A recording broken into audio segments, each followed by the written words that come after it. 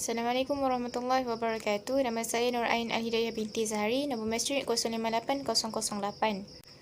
في هذا اليوم نحن نتكلم عن كتاب شرح الزرقاني على الموطأ إمام مالك تحت الموضوع وضوء النائم إذا قام إلى الصلاة. تعريف بالمؤلف على الكتاب. المؤلف أبو عبد الله محمد بن عبد الباقي بن يوسف الزرقاني، كنية إمام الزرقاني. الميلاد سنة 1055 هجرة، ووفاته سنة 1152 هجرة. من مصنفات إمام الزرقاني: شرح الزرقاني على الموطأ إمام مالك، شرح المواهب للدنيا للقسطلاني، ومختصر المقاصد الحسنة السخاوي وغيرها. تخريج هذا الحديث في كتاب شرح الزرقاني على الموطأ إمام مالك. المؤلف أبو عبد الله محمد بن عبد الباقي بن يوسف الزرقاني، وهو إمام الزرقاني. كتب الطهارة، باب وضوء النائم إذا قام إلى الصلاة، صفحة 75 إلى 76، جزء الأول، رقم الحديث 36. الناشر مكتبة الثقافة الدينية قاهرة. Takhrij hadis tentang wudu orang yang tidur jika mereka bangun untuk solat dalam kitab Syarah Az-Zurqani al-Muwatta Imam Malik. Penyusun atau penulis hadis tu ialah Abu Abdullah Muhammad bin Abdul Baqi bin Yusuf Az-Zurqani ataupun Imam Az-Zurqani.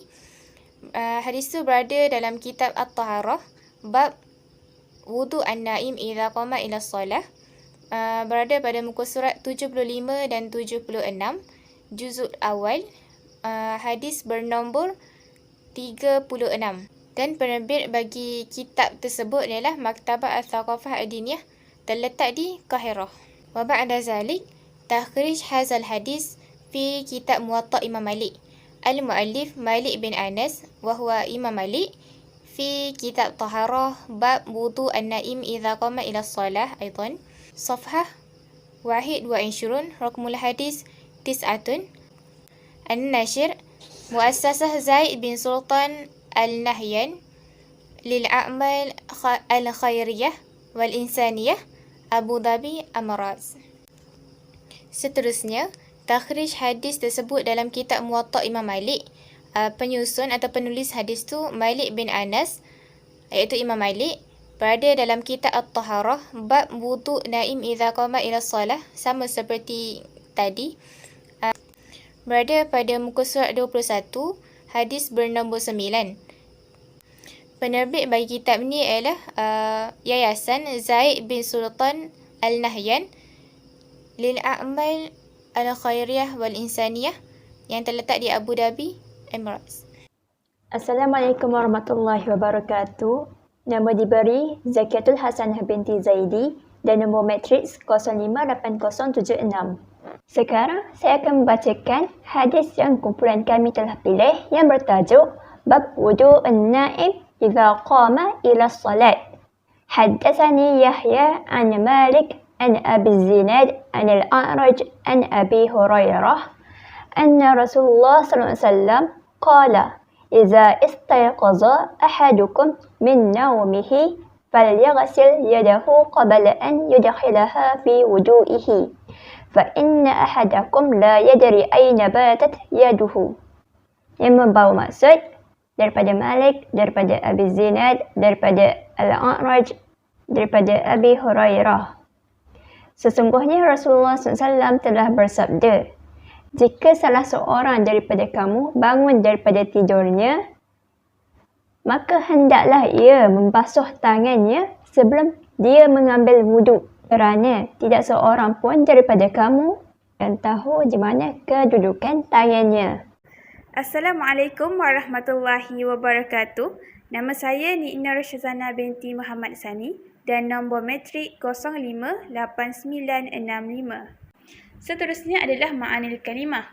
Ma'anil kalimah pertama adalah falyaghsil yadahu, yakni lil amri bil ghasali salatan, iaitu disuruh untuk membasuh 3 kali. Dan yang kedua, anna al-naimu la yadri, أين كانت يده حين نومه فليدن بعد الاستيقاظ مشكوك في سلامتها فقد تكون لمست نجاسة إذا أدخلت في الوضوء أثرت في الماء وهذه الجملة التعليلية للأمر بالغسل ثلاثا yang membawa maksudnya orang yang tidur tidak tahu di mana tangannya ketika tidur, maka tangan itu diragui keselamatannya selepas bangun tidur. Boleh jadi ia telah menyentuh najis dan jika ia dimasukkan ke dalam wuduk dan terkena air, jika dimasukkan ke dalam wuduk dia akan menjejaskan kesucian air. Seterusnya, syarah bagi hadis tersebut.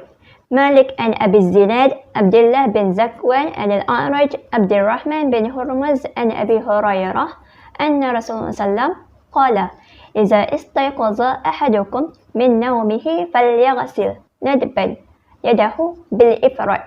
زاد مسلم وغيره ثلاثا وفي رواية 3 مرات. Maksud daripada syarah tersebut adalah jika salah seorang daripada kamu bangun daripada tidur, hendaklah membiarkan dia membasuh tangannya. Lalu Imam Muslim dan lain-lain menambah sebanyak 3 kali. Dan terdapat juga dalam riwayat yang mengatakan 3 kali. 3 kali ini menunjukkan bilangan yang perlu kita basuh tangan sebelum mengambil wuduk. Seterusnya, qabla an yudkhilaha fi wudu'ihi. Al-ma'u alladhi yatawadda'u bihi ay fil ina' al-mu'addi lil wudu'. Wali Muslim fil ina' wali Ibni Khuzaimah fi ina'ihi aw wudu'ihi ala syak. Maksudnya sebelum mengambil wuduk. Air yang digunakan untuk berwuduk dengannya iaitu dalam bekas air yang disediakan untuk berwuduk.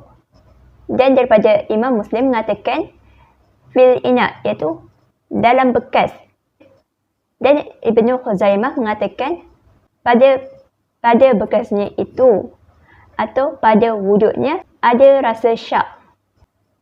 Wali Muslim wa Ibni Khuzaimah wa ghairihima min turuq fala yaghmis yadahu fil ina'i hatta yaghsilaha. Terusnya Imam Muslim, Ibnu Khuzaimah dan lain-lain mengatakan lagi dia tidak boleh mencelupkan tangannya ke dalam bekas air sehingga dia mencuci tangannya. Keterangan yang seterusnya wahya abyanu fil murad min riwayatil idkhal lianna mutlaqul idkhal la yatarattabu alaihi karahah kaman adkhala yadahu fi ina' faghtarafa minhu bi ina'in saghirin lam yulamis yadahul ma'.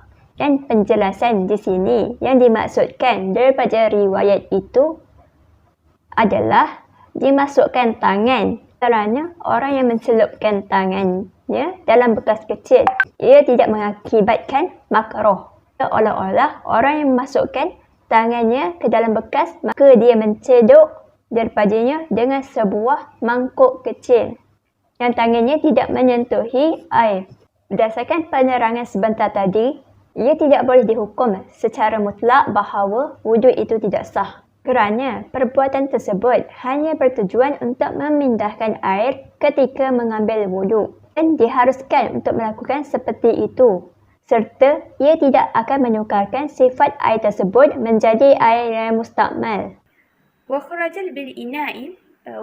بالإناء البراق والهياض التي لا تفسد بخمس اليد فيها على تقدير نجاستها فلا يتناولها الأمر والنهي للاستهباب عند الجمهور لأنه علة بالشك في قوله.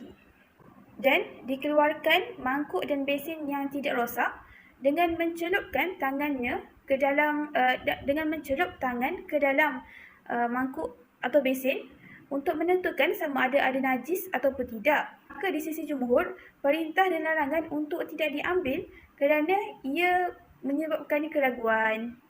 Fi qawlihi fa inna ahadukum la yadri aina batat yaduhu ay kaffuhu la ma zada alaihi ittifaqa.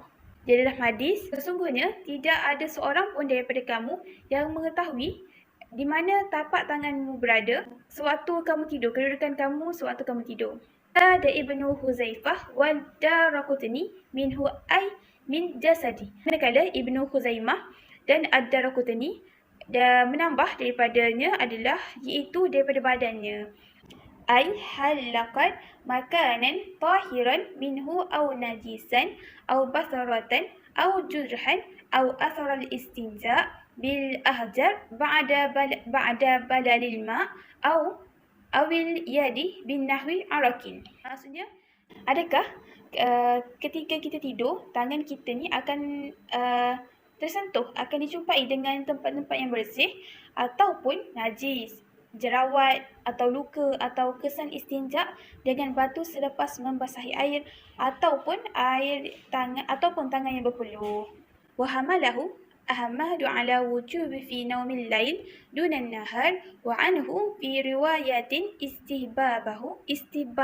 istihbabuhu fi naumin nahar wattafaqu ala annahu law khamasa yadahu lam yadurral ma. Imam Ahmad mewajibkan iaitu membasuh tangan apabila bangun daripada tidur pada waktu malam dan pada waktu siang hari. Dan daripadanya dalam riwayat digalakkan untuk membasuh tangan selepas tidur pada siang hari. Dan kerana bersepakat bahawa jika dia mencelupkan tangannya, ia agar tidak memudaratkan air. Assalamualaikum warahmatullahi wabarakatuh. Nama saya ialah Nurul Nabila binti Abdul Aziz, nombor matrik 057990. Saya akan menerangkan tentang fawaidul hadis, iaitu lihikmatu fi taharah an tuhafizu ala sihati an-nazafatu hiya ahammi juz'i yuhammil insan minal isabati bil amradi wa yansihu bi tanziful jismi wa ghuslul wajhi wal yadin wal anfi wal qadamin addatu marratan fil yawmi zati sillatu bi zurufi wa anshatatil insan, yang bermaksud hikmah bersuci adalah menjaga kesihatan. Kebersihan adalah sebahagian terpenting yang melindungi seseorang daripada penyakit dan disyorkan untuk membersihkan badan dan mencuci muka, tangan, hidung dan kaki beberapa kali sehari berkaitan dengan keadaan dan aktiviti manusia. Sehubungan dengan itu juga, Malik an Zaid bin Aslam an tafsiri hazihil ayah, A'udzubillahi minasyaitonirrajim, Ya ayyuhallazina amanu iza kumtum ila salati faghsilu wujuhakum wa aydiyakum ilal marafiqi wamsahu biru'usikum wa arjalakum ilal ka'bain. Surah Al-Ma'idah ayat yang ke-6, yang bermaksud Malik dari Zaid bin Aslam mentafsirkan ayat ini iaitu, wahai orang-orang yang beriman, apabila kamu hendak mengerjakan solat, maka basuhlah muka kamu dan tangan kamu sampai dengan siku, dan sapulah kepala kamu dan kaki kamu sampai dengan kedua kaki. Iaitu surah Al-Ma'idah ayat yang ke-6. Selain itu juga, kama syaja'a Rasulullah sallallahu alaihi wasallam rafaqahu wa asba'ahu 'ala al-hafaza 'ala an-nazafati syakhsiyah min bainaha ghuslul yadain, yang bermaksud Rasulullah sallallahu alaihi wasallam juga menggalakkan para sahabat dan pengikutnya untuk menjaga kebersihan diri, termasuk membasuh tangan. Demikian juga fi riwayah li Ahmad fala yad'u yadahu fil wudu'i hatta yaghsiluha, yang bermaksud dalam riwayat Ahmad, janganlah dia meletakkan tangannya dalam wuduk sebelum dia membasuhnya. Maksudnya di sini ialah sebelum mengambil wuduk kita perlu membasuh tangan terlebih dahulu kerana ragu-ragu terhadap kenajisan yang terdapat pada tangannya. Jika pada ketika itu dia bangun daripada tidur maupun bukan, tetapi dia merasa ragu-ragu terhadap kenajisan tangannya dan pada masa yang sama dia juga ingin berwuduk kerana hendak menunaikan solat fardu ataupun solat sunat, maka dalam keadaan ini sunat baginya untuk mendahului mencuci tangannya yang diragui bernajis itu terlebih dahulu sebanyak 3 kali, kemudian membasuh tangannya sekali lagi untuk berwuduk kerana sunat hukumnya membasuh kedua-dua belah tangan sehingga pergelangan tangan. Selain itu juga Allah Subhanahu Wa Taala berfirman iaitu la yaqbalullahu salata ahadikum iza ahdasa hatta yatawaddaa, yang bermaksud Allah Subhanahu Wa Taala tidak menerima solat mereka yang berhadas sehingga dia berwuduk. Hadis riwayat Imam Bukhari nombor 6954. Akhir sekali ialah mawajahtullahil qadir fi halata naqawata wa taharah وعندما يجب أن يكون العبد في صلاته ودعاءه ومناجاته في حالة طهارة جسدية وروحانية. Yang bermaksud, sebelum kita menghadap Tuhan Yang Maha Esa, kita perlulah dalam keadaan suci dan bersih. Dan juga apabila seorang hamba itu ketika dalam solat, doa dan juga munajatnya mestilah dalam keadaan suci dari segi jasmani dan juga rohani. Assalamualaikum warahmatullahi wabarakatuh. Ismi Nurul Aini binti Kasmuri wa raqam at-talibati huwa 0 wa 5 wa 7 wa 9 wa 4 wa 7. Sa'usilu 'arda majmu'atana ma'a khaytimatain. والظاهر من الحديث أن وجوب غسل اليدين قبل الوضوء هو أننا لا نعلم مكان اليدين عند نوم.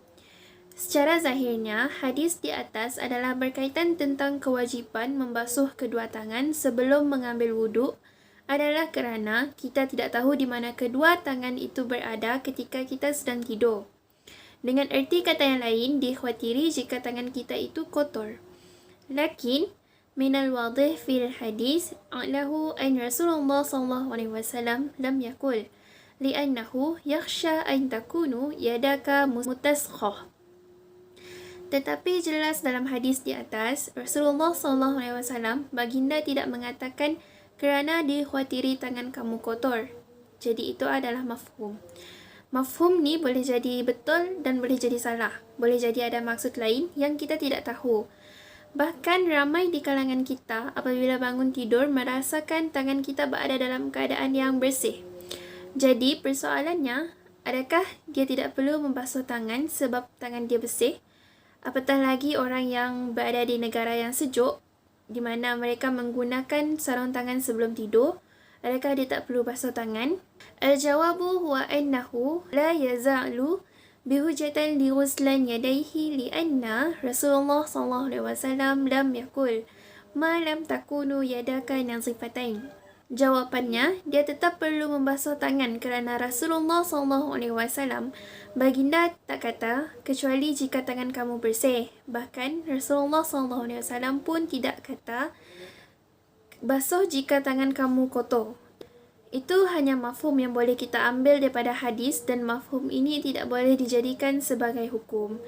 Mafhum ni boleh jadi betul dan boleh jadi salah. Wallahu alam. Hadza kullu syai' minna. Syukran jazilan.